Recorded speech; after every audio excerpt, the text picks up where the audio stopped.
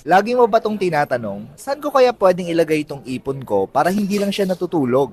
Good question, kasi hindi naman pera or effort ang kulang para lumago ang mga finances natin, kundi direction. Marami akong kilalang mga OFWs, professionals, and employees. More than 2 years nang nagtatrabaho yung iba, umabot pa sila ng 10 years. Tahimik lang sila pero ramdam mo na pagod na rin sila sa pagtatrabaho. Most of them, may mga financial goals din. May savings, kaso madalas silang nirereklamo na ang hirap, sobrang kayod ko na pero wala pa ring improvement sa pera ko.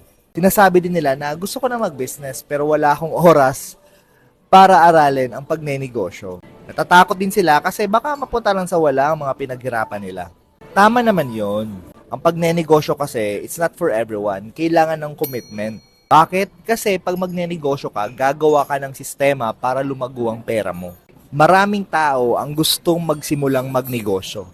Hindi lang nila alam saan sila magsisimula.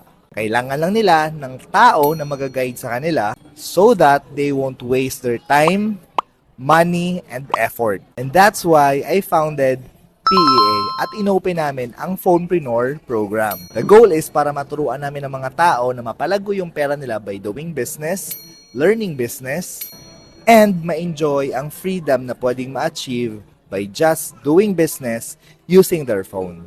Kaya kung gusto mo na ng next big leap sa life mo ngayon, try something new. You can join our Phonepreneur program. Limited lang yung slots namin, kaya dapat ngayon pa lang mag-inquire ka na. At ako mismo yung magme-mentor sa'yo. If gusto mong malaman ng details, comment Phonepreneur in the comment section or message me to know more. You can also check my bio para malaman mo saan mo ako makakontakt. See you!